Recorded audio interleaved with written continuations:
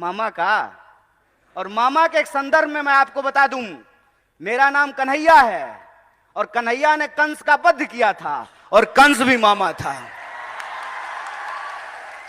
यह संदर्भ मैं इसलिए बता रहा हूं कि हमको सच्चाई आंख खोल करके देखने की जरूरत है। इस प्रदेश में गरीब के लिए महाविद्यालय नहीं बनेगा, गरीब के लिए विश्वविद्यालय नहीं बनेगा, गरीब के लिए छात्रावास नहीं बनेगा। क्यों? क्योंकि जब मुख्यमंत्री का बेटा विदेश पढ़ने के लिए जाएगा तो आदिवासी के लिए महाविद्यालय क्यों बनाएगा? और जब चुनाव आ गया है, 20 साल से सरकार चला रहे हैं, जब चुनाव में 20 महीना बचा है, तब इनको बहन जी लाडली की याद आई है और क्या कह रहे हैं कि हम 2000 रुपया दे देंगे। चचा, आप 2000 रुपया अपने पास रखिए, यह बताइए कि 350 का सिलेंडर 1400 रुपए में क्यों मिल रहा है? 750 रुपया तो रिचार्ज कराने में लगता है। बहनें यहां पे बैठी हुई हैं, 2000 रुपया दे दीजिएगा तो 2 महीना ठीक से 2 मोबाइल रिचार्ज भी नहीं हो पाएगा। ठगते हैं, ठग रहे हैं हमको। आपका खेल हम समझ रहे हैं, आपका खेल हम समझ रहे हैं कि आप हमारे आंख में धूल झोंक करके हमारी संपत्ति, हमारा रिसोर्स हमसे छीन रहे हैं। और जब हम अपने जल जंगल जमीन की बात करते हैं तो ये हमारे ऊपर तरह तरह का आरोप लगाते हैं। कहते हैं जल जंगल जमीन की बात करने वाले लोग अर्बन नक्सल होते हैं। हाय रे गृह मंत्री, बड़ी दया आती है आप पे। 2 बार की सरकार है इनकी, 20 साल से मध्य प्रदेश में सरकार चला रहे हैं। और मेरे पिताजी मुख्यमंत्री नहीं थे, ना प्रधानमंत्री थे। मैं एक साधारण परिवार का लड़का हूं, लेकिन मेरे पास महात्मा गांधी की तरह, बिरसा मुंडा की तरह, शहीद आजम भगत सिंह की तरह, डॉक्टर बाबा साहब भीमराव अंबेडकर की तरह सच की ताकत है। इस बात को याद रखिएगा। अरे पूरी ताकत लगा लीजिए। आप हमारी सच्चाई को नहीं बदल सकते हैं। हम सत्य के लिए लड़ रहे हैं, हम अपने लोकतांत्रिक अधिकार के लिए लड़ रहे हैं। और लोकतंत्र का क्या मतलब होता है? लोकतंत्र का मतलब यह होता है कि जैसे मुख्यमंत्री के बेटा का वोट एक होता है, उसी तरह से आदिवासी के बच्चा का भी वोट एक होता है। अगर मुख्यमंत्री के पास पैसा है, वो अपने बच्चे को विदेश भेज सकता है, तो हम भी इस देश में टैक्स देते हैं। हमारे बच्चों के लिए भी अच्छी शिक्षा की व्यवस्था होना चाहिए, अच्छा अस्पताल होना चाहिए, अच्छी सड़कें होनी चाहिए, महिलाओं की सुरक्षा होनी चाहिए। यह हमारा हक है। और जब हम अपना हक मांगते हैं तो हमारी बात को गुमराह करने की कोशिश करते हैं, लेकिन हम गुमराह होने वाले नहीं हैं। इनका खेल हम समझते हैं। हम आपके टैक्स के पैसे से, आपके टैक्स के पैसे से हमने पीएचडी की है, हमने आपका नमक खाया है। और हम नमक हराम नहीं हैं, हम नमक हलाल हैं। और हम आपके साथ यह नमक का वादा करते हैं क्योंकि हम महात्मा गांधी की पार्टी से हैं। और महात्मा गांधी ने नमक का आंदोलन कराया था और अंग्रेजों को धूल चटाया था। इस बात को हम इनको याद दिलाना चाहते हैं।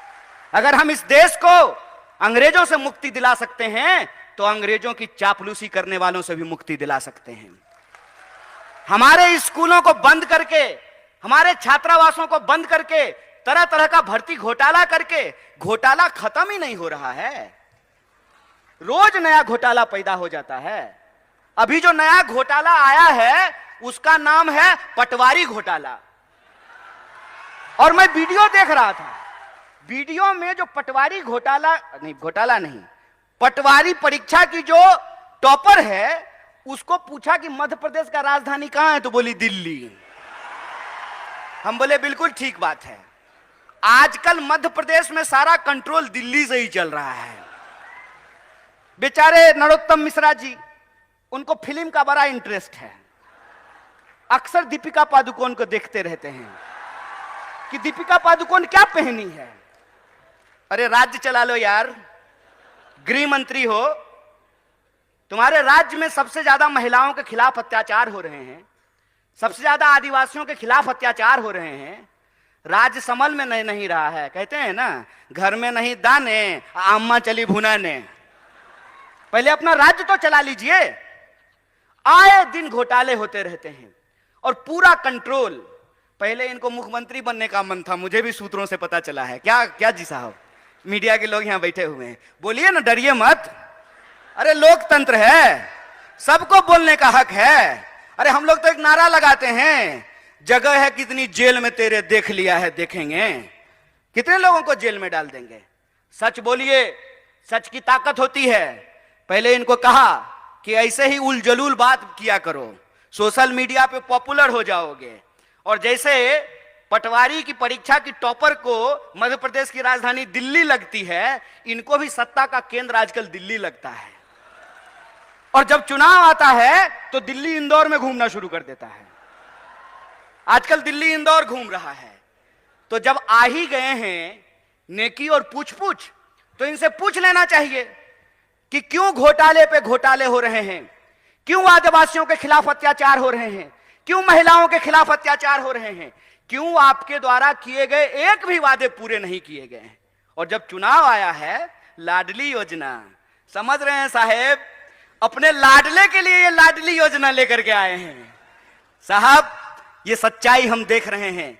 इस सच्चाई को मैं अपने आदिवासी भाई बंधुओं से कहना चाहता हूं, अपनी बहनों से कहना चाहता हूं कि ये मौका है कि जो 20 साल से आपने अत्याचार झेला है, उस अत्याचार का आपको बदला लेना है और उनको एहसास कराना है कि राजा का बेटा राजा नहीं होगा। यह लोकतंत्र की ताकत है। और लोकतंत्र की ताकत यह है कि सब लोगों को चुनाव लड़ना पड़ता है। कमलनाथ जी भी चुनाव लड़ते हैं, दिग्विजय सिंह जी भी चुनाव लड़ते हैं, और नरोत्तम मिश्रा को भी लड़ना पड़ता है। एक उदाहरण आप मुझे सोच करके बताइए। और यहां पे चूंकि कांग्रेस के वरिष्ठ नेता मौजूद हैं और हमारे आदिवासी भाई बंधु हैं, इसलिए कहना जरूरी है कि श्रीमती गांधी को 2 बेटे, संजय गांधी और राजीव गांधी, दोनों कांग्रेस में थे। बाद में संजय गांधी जी की पत्नी बीजेपी में चली गई, चुनाव लड़ी, चुनाव जीती। राजीव गांधी जी की पत्नी भी चुनाव लड़ी, चुनाव जीती।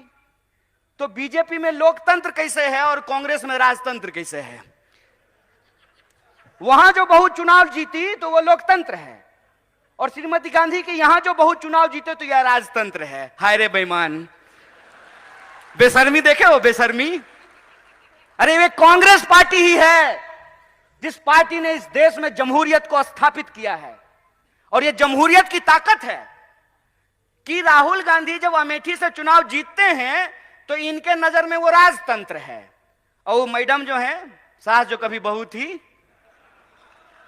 है ना, वो जब अमेठी से चुनाव लड़ी है तो लोकतंत्र है। हाय रे चोरी। मैं तो यही कहता हूं कि अगर इस देश में पंडित जवाहरलाल नेहरू नहीं होते ना, तो नरेंद्र मोदी भी देश के प्रधानमंत्री नहीं हो पाते।